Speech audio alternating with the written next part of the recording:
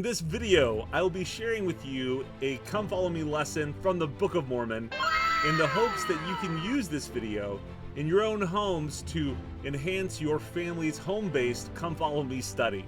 Throughout the video, feel free to pause at your convenience and discuss away. You can also read in your own scriptures, and I encourage you to mark them up yourself. I hope this video helps your family, and if it does, please like and subscribe and share with your friends. On to the lesson. Find the secret word in the following quotes and references. Out of blank comes no fruit but bitterness. Samuel Taylor Coleridge. Nothing is more dangerous than blank. It drags even the most honorable into the mud. Anonymous. Blank drives away the spirit every time. President Russell M. Nelson. Only by pride cometh blank, but with the well-advised is wisdom. Proverbs 13:10. Did you find the secret word? The word is contention. And all of these quotes, when you put into contention, it makes sense. Out of contention comes no fruit but bitterness. Nothing is more dangerous than contention. It drags even the most honorable into the mud. Contention drives away the spirit every time, said our prophet. Only by pride cometh contention, but with the well-advised it is wisdom. What is contention, and can we even control it? What is contention, and can we even control it? Why is contention so dangerous and so devastating? Contention drives away the spirit every time. Contention reinforces the false notion that confrontation is the way to resolve differences, but it never is. Contention is a choice. Peacemaking is a choice. You have your agency to choose contention or reconciliation. I urge you to be a peacemaker, now and always. What did you learn from that video? Pause the video now if you'd like to discuss. What is the opposite of contention? What do you think? Who is the Prince of Peace? Of course, the Prince of Peace is our Savior, Jesus Christ. In today's lesson, we're going to talk about the dangers of contention and how we can be a peacemaker. Pull out some paper and draw out this diagram with contention here in the middle and then have bubbles connecting to it all around. You can draw that out in your study journal or just on a piece of paper or a whiteboard. As we study today, write the consequences of contention in the surrounding circles. After years of war, the Nephites were able to reclaim their lands from the Lamanites. Captain Moroni and Helaman died during the time of peace that followed. The sacred records were given to Helaman's son, who was also named Helaman. Not long afterward, the Nephites became prideful and experienced contention. Let's read about what happened next. In Helaman chapter 1, verses 2 through 8, we read, For behold, Pahoran had died and gone the way of all the earth. Therefore there began to be a serious contention concerning who should have the judgment seat among the brethren, who were the sons of Pahoran. Now these are the names who did contend for the judgment seat, who did also cause the people to contend, Pahoran, Ponchai, and Pachumani. Now these are not all the sons of Pahoran, for he had many, but these are they who did contend for the judgment seat. Therefore they did cause 3 divisions among the people. Nevertheless it came to pass that Pahoran was appointed by the voice of the people to be chief judge and a governor over the people of Nephi. And it came to pass that Pachumani, when he saw that he could not obtain the judgment seat, did unite with the voice of the people. But behold, Ponchai, and that part of the people who were desirous that he should be their governor, was exceedingly wroth. Therefore he was about to flatter away those people to rise up in rebellion against their brethren. And it came to pass, as he was about to do this, behold, he was taken and was tried according to the voice of the people, and condemned unto death, for he had raised up in rebellion and sought to destroy the liberty of the people. How many sons wanted judgment seat of their father Pahoran? And what did Pacumeni do? When Pacumeni was not chosen, how did he handle it? What did Ponchi do when he didn't get his way? Did he behave like Pacumeni, or did he go his own path? What would you have done in this situation if you were either Pacumeni or Ponchi and your brother Pahoran was the one selected? Would you have supported your brother, or would you have fought against him? Who does Ponchi remind you of that wanted to be king of the Nephites? We just covered this a few chapters ago. Now that the people voted against Ponchi, the story is over, right? Shouldn't he unite with the voice of the people? Unfortunately for Ponchi, his story is over. In verse 8, you can read that he has been tried and condemned to death because he was trying to raise up the people to rebel against their brother and to overthrow the government. And so Ponchi's story is over, but the rest of the story goes on. Let's keep on reading. In Helaman chapter 9, in Helaman 1, verses 9 through 13, we read, "Now when those people who were desirous that he should be their governor saw that he was condemned unto death, therefore they were angry. And behold, they sent forth one Kishkumen, even to the judgment seat of Pahoran, and murdered Pahoran as he sat upon the judgment seat. And he was pursued by the servants of Pahoran, but behold, so speedy was the flight of Kishkumen that no man could overtake him. And he went unto those that sent him, and they all entered into a covenant, yea, swearing by their everlasting Maker, that they would tell no man that Kishkumen had murdered Pahoran. Therefore, Kishkumen was not known among the people of Nephi, for he was in disguise at the time that he murdered Pahoran. And Kishkumen and his band, who had covenanted with him, did mingle themselves among the people in a manner that they could not be found. But as many as were found were condemned unto death. And now, behold, Pacumeni was appointed, according to the voice of the people, to be a chief judge and governor over the people, to reign in the stead of his brother Pahoran. And it was according to his right. And all this was done in the 40th year of the reign of the judges, and it has an end." What did the people do when they didn't get their way?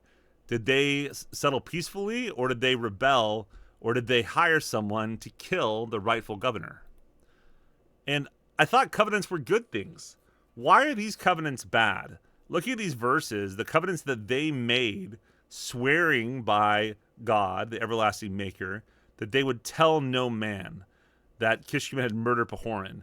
Why are these not good covenants, and why is it dangerous to swear by God when you do evil acts?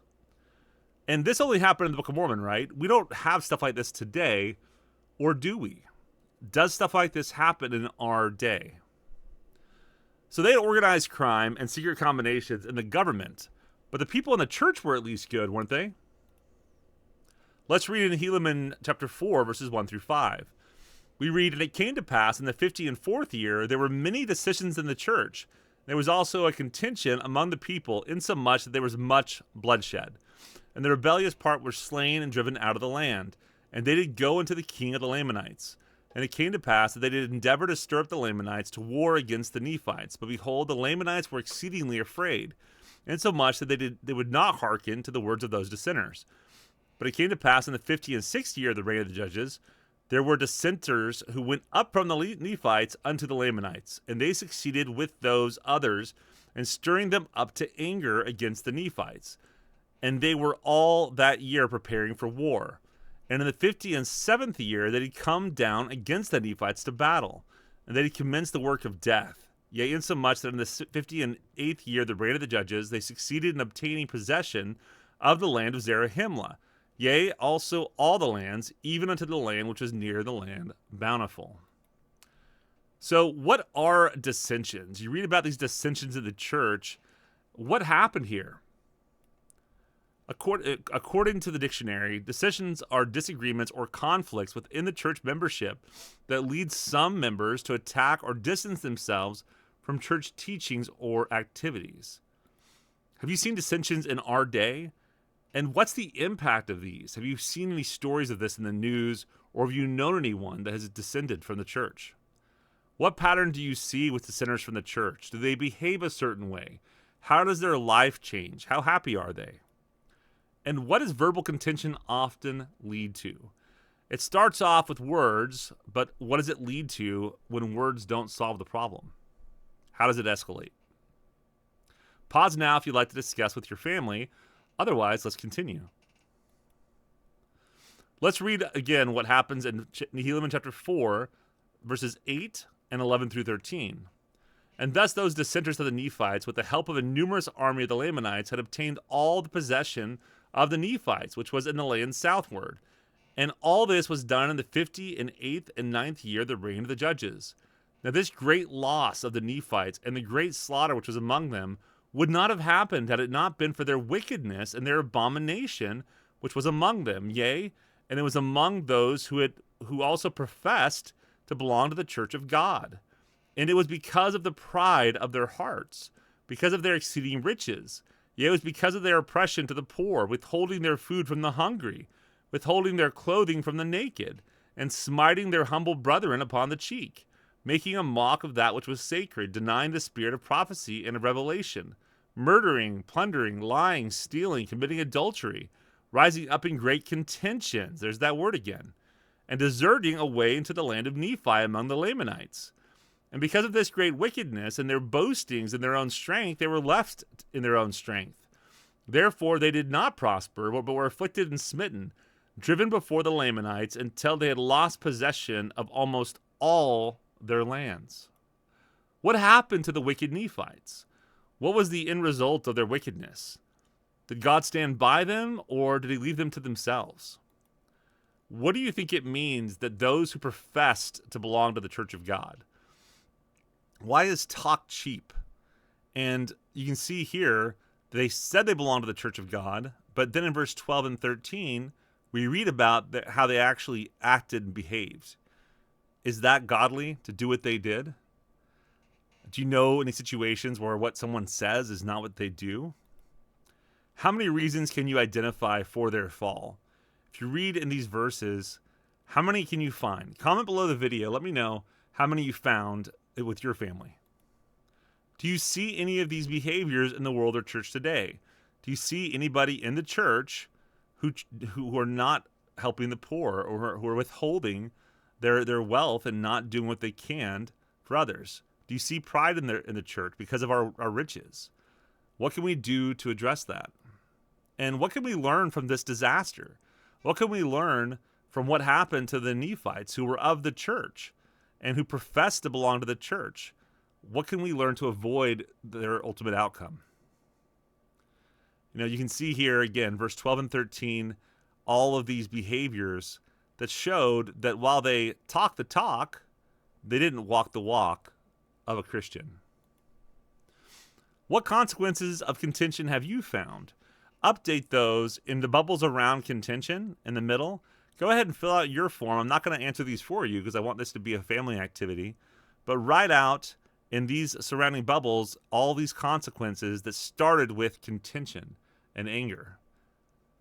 After you finish that, ask yourselves, what can we do to stop contention and its consequences and bring peace?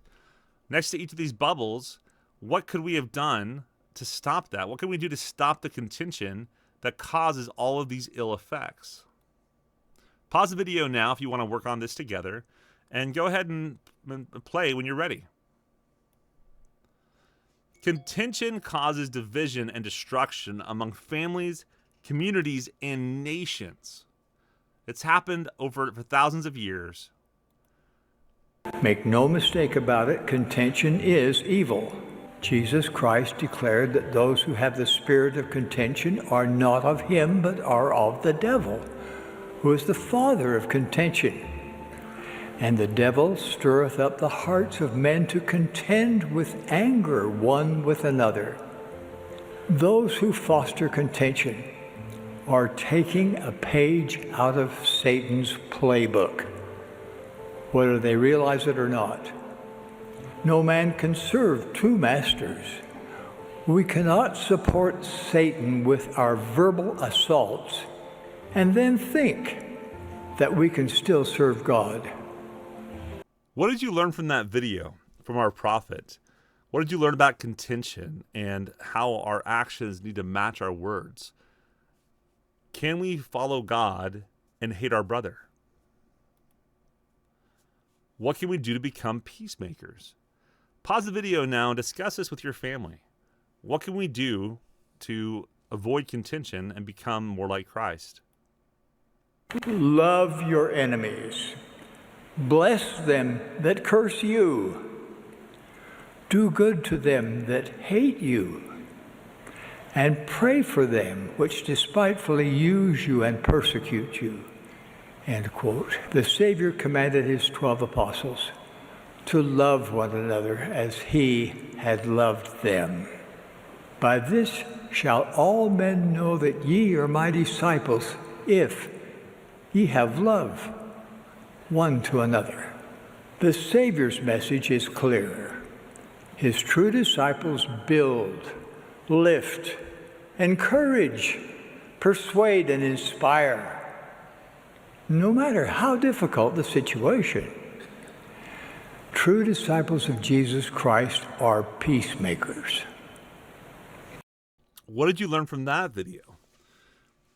What are true disciples of Christ like? And how do we treat even those who hate us, even those who take advantage of us? How do we treat those that we disagree with politically or personally? What do you think? Go ahead and discuss it with your family.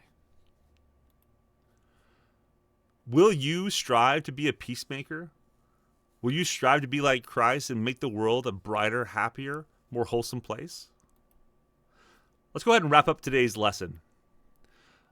The invitation today is to remember that contention is not of God. It is of the adversary. And we can be peacemakers and counteract the evils of contention through love and through applying the gospel in our lives. And remember that charity never faileth. Loving people like Christ would, it never fails in the long run. So my invitation to you today is to be a peacemaker. I really hope you enjoyed that lesson video with your family, and I look forward to your comments and feedback below. Our goal in this channel is to unleash the power of your family and to help you to have better Come Follow Me discussions with your little ones, your big ones, and even with the adults. Please like, subscribe, and share these videos with others you know that may enjoy their own Come Follow Me home-based study. Now let's go gather Israel.